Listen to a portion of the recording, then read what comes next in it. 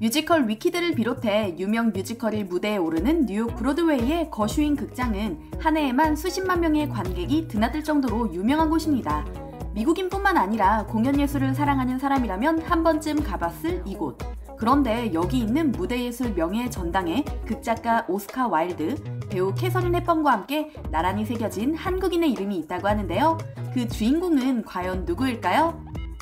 무대예술 명예의 전당은 미국 무대예술 비평가 협회가 경력 25년 이상의 주목받은 작품이 적어도 5개 이상 되는 인물들을 대상으로 선정하는 상인데요.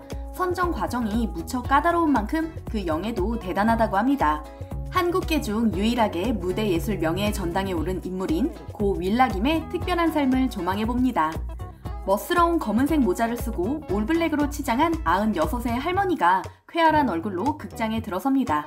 그녀는 무용수들이 입은 옷을 이리저리 살펴보며 어디 불편한 점은 없는지 묻는데요. 흐트러짐 없는 몸짓과 명확한 발성에 나이를 의심하게 될 정도입니다. 발레 템페스토의 주연 크리스토퍼 셀러스는 윌라의 의상은 춤을 출 때 매우 편안하다며 의상에 달린 장식이 전혀 느껴지지 않을 정도로 가벼우며 견고하다고 평가했고, 다른 배우는 배역을 완벽하게 표현해내는 의상이 무척 놀랍다고 말했는데요. 음악감독인 폴 치아라는 그녀는 대단한 예술가이며 색에 대한 감각이 매우 뛰어나다. 배우들을 가장 돋보이게 하는 의상을 만드는 사람이라고 극찬합니다. 배우며 감독이며 가릴 것 없이 칭찬하기 바쁜 윌라김의 의상. 대체 뭐가 특별한 걸까요?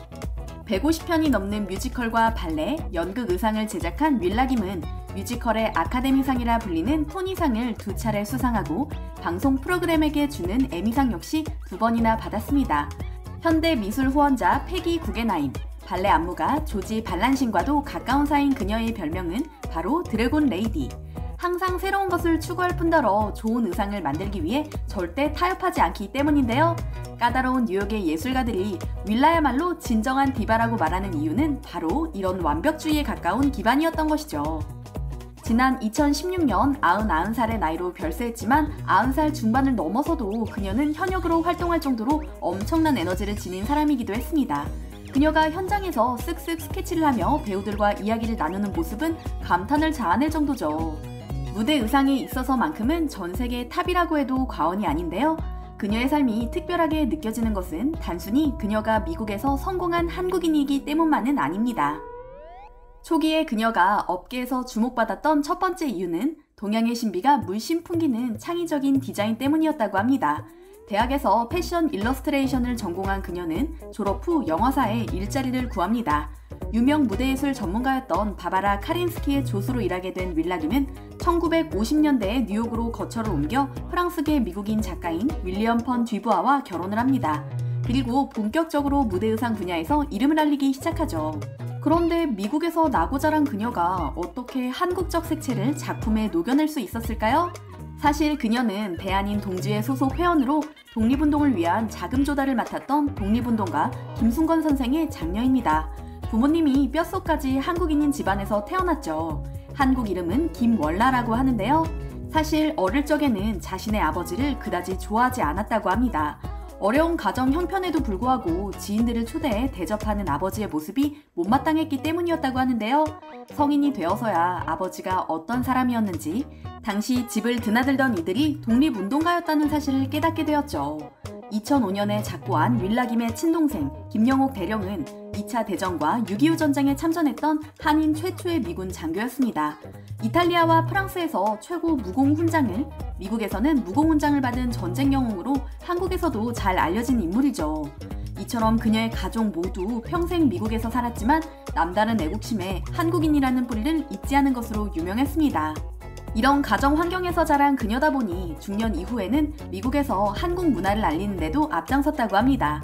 뉴욕에 진출했던 한국 뮤지컬 명성황후의 무대 의상 디자인을 컨설팅했던 그녀는 누구보다 열성적으로 뮤지컬 명성황후를 홍보했다고 하죠. 또한 평소에 브로드웨이의 유명인들을 초청해 한국을 소개하는 자리를 자주 마련했다고 하는데요. 직접 만든 한식을 대접하기도 하는 등 한국 전통 문화를 알리는 데 힘을 기울였다고 합니다. 비록 자신이 나고 자란 곳은 미국이지만 한국에 대한 사랑을 늘 가슴 깊이 간직한 것이죠. 윌라김의 한국 사랑은 나이가 들며 더욱 진해졌는데요. 그녀는 한국 문화를 알아갈수록 나의 삶이 새로워졌다고 말하며 자신의 작품에도 동양적 색채와 정서가 짙어진 것 같다고 말하기도 했습니다. 한국 드라마를 즐겨보고 한인타운에 설렁탕을 파는 단골 식당도 있다는 윌라김.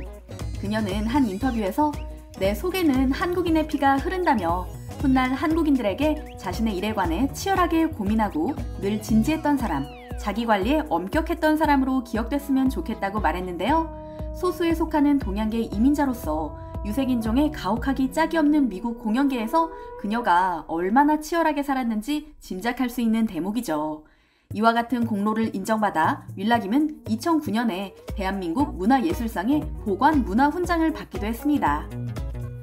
옷 하나만으로 작품의 컨셉을 확인할 수 있다. 프로그램에 윌라킴의 이름이 있으면 그 작품은 기대해도 좋다라는 말이 나올 만큼 윌라김의 명성은 대단합니다.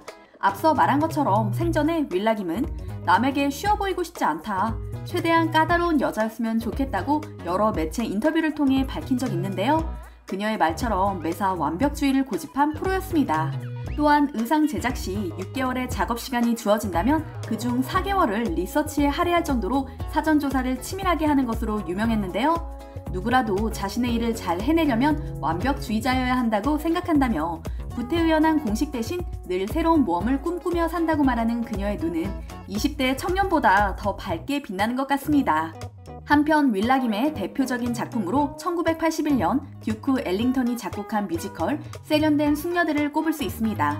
할렘 재즈클럽 이야기를 다룬 이 작품으로 뮤지컬 업계에서 최고의 명예로 불리는 토니상의 최우수 의상 디자인상을 수상하게 되는데요. 그 후 샌프란시스코 발레단이 공연한 폭풍 후, 1984년작 죽은 병사들을 위한 노래, 윌 로저스 폴리스 등으로 미국 무대 의상계에서 독보적인 위치를 차지했죠. 시선을 사로잡는 화려하고 아름다운 의상들이 정말 인상적이죠? 그리고 그녀에게 두 번째 토니상 수상을 안긴 작품은 바로 1991년 뮤지컬 윌 로저스 폴리스였는데요. 이외에도 수없이 많은 발레와 뮤지컬 작품에서 활약했습니다. 한 번 받기도 어려운 토니상을 2번이나 수상했을 뿐만 아니라 후보로 오른 것도 무려 6번이나 된다고 하니 정말 놀랍죠? 윌라김의 인생에는 격변의 시기에 낯선 미국 땅에서 살아남기 위해 혼신을 다한 이민자들의 삶이 독립운동가의 후손으로 타국 땅에서 삶을 꾸려가는 한국인의 정신이 깃들어 있습니다. 게다가 90살에도 현역에서 뛸 정도로 자신의 분야에서 최선을 다한 위대한 예술가의 모습도요. 자랑스러운 한국인으로서 뛰어난 실력과 열정, 끈기를 보여준 그녀에게 큰 박수를 보냅니다.